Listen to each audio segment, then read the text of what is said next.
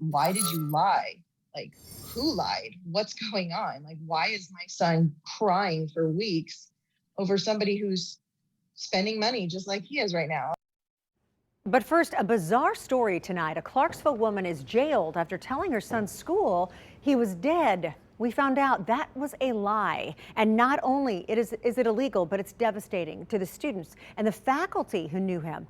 As News 4's Rebecca Cardenas joining us now, telling us about this. And this really is a shocking story, Rebecca. It's shocking and certainly not one that we've heard before, Tracy. I spoke to another mother whose son was friends with that child and believed he was dead. When they ran into him at a GameStop months later, she says she was dumbfounded. Alicia Maslow was thrilled when her son made a new friend. It's really hard for children with special needs to not only make friends, but keep friends.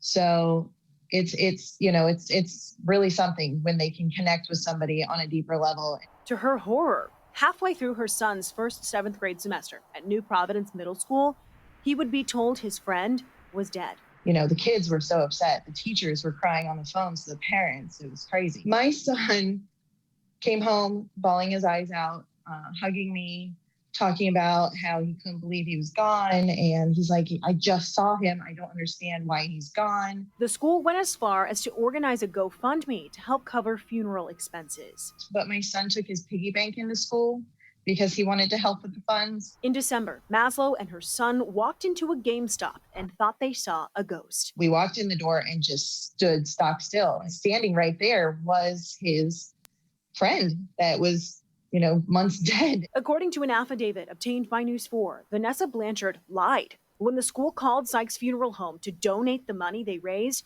they had no record of arrangements for her son. Blanchard lied again, telling the school it was because her son was still undergoing an autopsy. Eventually, police traced activity from the boy's school-issued laptop to Vacation Motel. They found him alone in a room, alive and well. It's the most disgusting thing that I could have ever heard. I could never imagine my child being gone, or let alone lying about it. Well, the silver lining here, Maslow says this ended up being a happy ending for her son. He was so glad to learn his friend was alive and to get a selfie with him that day. As for Blanchard, she told deputies she left the 12-year-old alone in that motel room for 2 weeks, checking on him daily or every other day. She was arrested for contributing to the delinquency of a child and false impression of death. She is being held on a $5,000 bond. Marius. Wow, such a tough story to tell, Rebecca. Thank you.